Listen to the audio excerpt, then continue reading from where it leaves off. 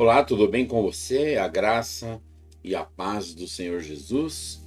Estamos aqui para mais este devocional e hoje nós vamos estar finalizando o capítulo 11 do livro de Mateus.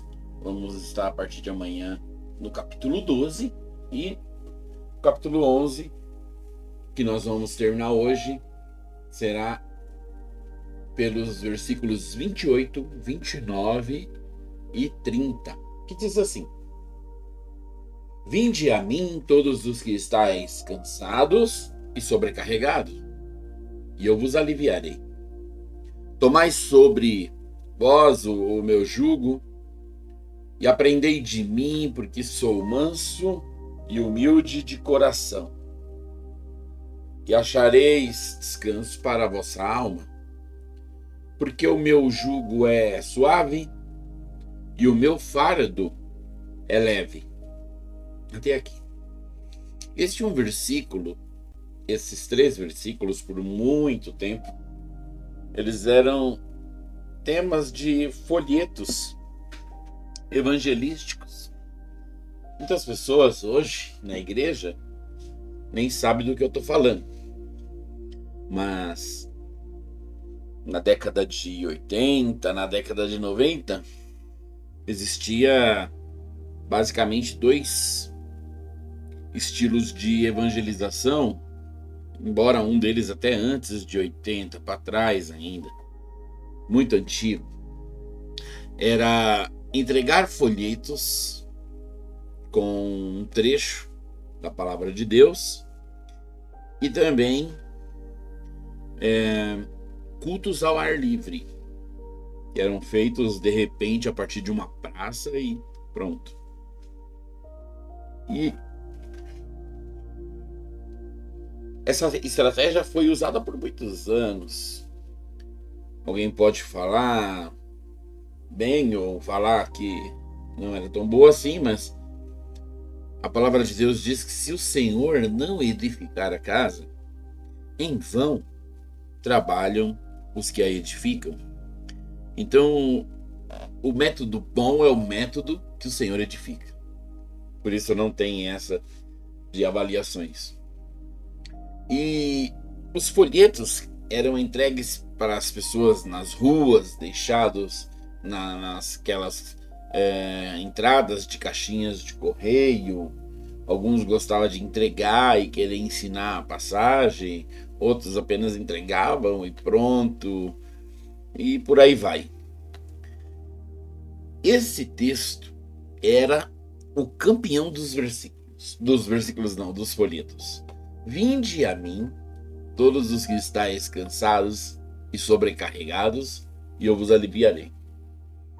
Tomai sobre vós o meu jugo e aprendei de mim, porque sou manso e humilde de coração, e achareis descanso para a vossa alma. Porque meu jugo é suave e o meu fardo é leve. E embora o Senhor Ele está chamando os judeus. Essa pregação está sendo feita para os judeus. E exatamente, não que você não possa fazer esse convite para uma pessoa incrédula, mas esse convite em si está sendo feito para uma pessoa crente.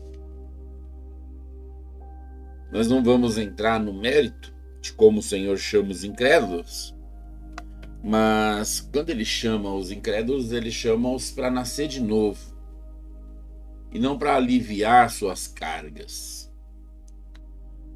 Vem cá, seu incrédulo, se você morrer, você vai para o inferno, mas eu vou te aliviar um pouco.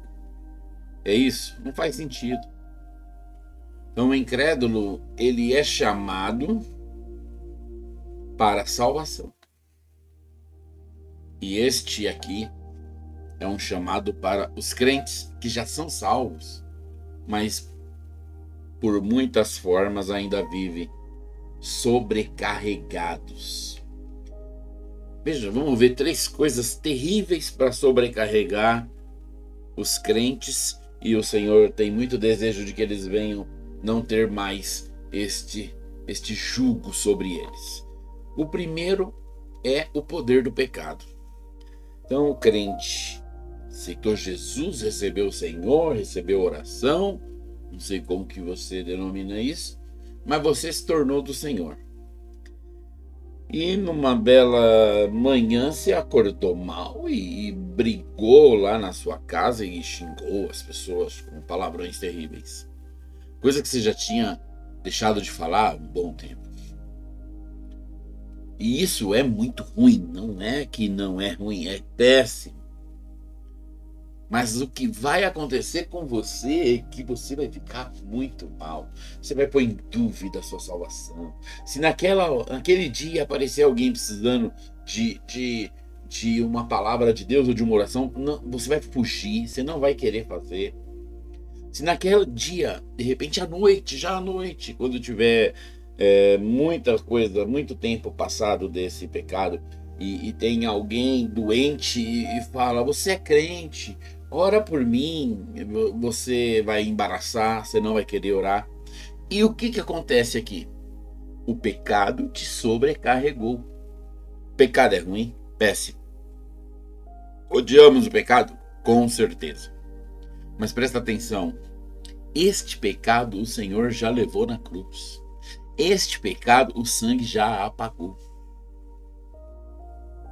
E por conta disso, ele pode ter um efeito péssimo na sua vida, consequência com seus filhos que pensaram talvez que você era mais do que aquele brigalhão ali que eles viram de manhã, e pode ter consequências muito ruins moralmente. Mas o que ele não pode é ficar sobre os seus ombros, é ficar pesando sobre você, é ser um árbitro sobre uma decisão de que se você é um filho de Deus ainda ou não, é ele ser um árbitro de que se você pode orar por alguém ou não. Presta atenção, tem um doente ali, se cometeu esse pecado pela manhã, e eu tenho certeza que você falou, Senhor, eu me arrependo disso, me livra de fazer isso novamente e me cobre com teu sangue, amém. E esse amém é poderoso para ter apagado aquilo para sempre. Mas mesmo que você não fez isso, o sangue apagou. Não vou entrar nisso também. É uma doutrina, é a doutrina. O Senhor já levou os nossos pecados, ele não vai levar, ele já levou. Ok, mas então esse pecado vai te julgar. Você vai deixar de ser quem Deus chamou para ser por causa disso. E aí amanhã um outro pecado, e daqui a pouco um outro pecado, e daqui a um pouco você já não quer mais se posicionar em nada por causa do pecado. E o pecado que o Senhor Jesus já levou sobre a sua vida virou uma sobrecarga para a sua vida. Meu Deus! Uma outra coisa que te sobrecarrega é a acusação, né, juízo? A acusação. Você fica acusado na sua mente de coisas do seu passado ou de coisas que aconteceram, assim, ninguém sabe, só você e Deus. Você estava ali tomando banho, acabou pecando de algum jeito ali, pediu perdão pro Senhor, mas aí ficou uma acusação na sua mente. E quando você tem que crer fervorosamente para a cura de uma doença terrível, você se sente acusado. Eu não sou digno, porque eu ainda faço algumas coisas que não deveria fazer. Veja, a obra de Deus não é feita pelo tanto que você é limpo. A obra de Deus não é feita pelo tanto que você é consagrado. A obra de Deus não é feita pelo tanto que você é capaz. Inclusive, o tanto que você é capaz só atrapalha a obra de Deus. A obra de Deus é feita pelo poder de Deus no nome do Senhor Jesus. E se você é um crente e crê no nome do Senhor Jesus, você pode fazer a obra de Deus. Mas o que acontece? Essa acusação ou algumas outras acusações criaram uma sobrecarga e toda vez te pega. Você sempre está cansado, você sempre está sobrecarregado. Vou falar uma terceira coisa que pode ser uma sobrecarga ou um cansaço, que é a comparação. A comparação também é um grande problema na vida dos filhos de Deus, que se comparam com outros e que acham-se incapazes. E eles pensam, se eu fosse que nem aquela pessoa, eu faria. Se eu fosse parecido com aquela pessoa, dava para mim. Agora presta atenção, aquela pessoa não é nada na obra de Deus sem Deus. E o mesmo é para você. Então entre você e essa pessoa não há diferença nenhuma. Porque é Deus quem faz a obra. Mas muitas pessoas gostam de jogar sobre si esse cansaço, essa sobrecarga, para ficar livre das responsabilidades. Aí já seria um outro cansaço e uma outra sobrecarga, que é o medo. Mas eu não vou falar dessa parte. Então percebe, olha o tanto de coisa que dá pra gente achar. E o Senhor Jesus então está falando isso. Vinde a mim, todos que estáis cansados e sobrecarregados, e eu vos aliviarei. Tomai sobre mim. Aí ele fala como é que você vai. Não é? Como que eu vou? Eu vou aonde? Ele está aonde? Como é que eu passo? Eu vou de Uber? Eu vou de avião? Eu vou de trem? Eu vou... Não, ó, verso 29. Tomai sobre vós o meu jugo e aprendei de mim, que sou manso e humilde de coração, e acharei descanso para a vossa alma. Qual é o jugo do Senhor? O jugo do Senhor é zero, não tem peso nenhum, porque ele levou sobre si todas as minhas dores, todos os meus pecados, todos os meus juízos, todos os meus medos. Ele levou tudo sobre ele. Então o jugo que ele tem é leve, é peso zero. Tomai o meu jugo e aprendei de mim. Aprender o quê? Aí ele põe aqui, ó, que sou manso de coração, sou manso e humilde de coração. O que pode ser manso e humilde? Nós vimos isso lá nas bem-aventuranças, quando nós começamos a falar do Evangelho de Mateus. Humilde é aquele que está debaixo da graça.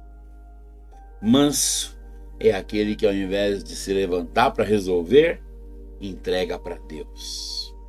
Então você tira o peso das costas. Flua debaixo da graça. Senhor, tu pode todas as coisas em mim. E não sai para a briga. Entra no teu quarto com o teu pai que está em secreto. E o teu pai que está em secreto te ouvirá e ele te abençoará. Senhor, tem sido assim, e tem sido esse peso, e tem sido este problema, mas eu quero colocá-los nas tuas mãos. Por que que você coloca nas mãos de Deus? Porque você é manso, você não é briguento, você não é um jurucucu, você não é uma cobra venenosa que devolve no mesmo veneno. Você entrega nas mãos do Senhor. Aleluia. Aí ele diz, e achareis descanso para a alma. Vai ser assim, você em paz e Deus trabalhando por você.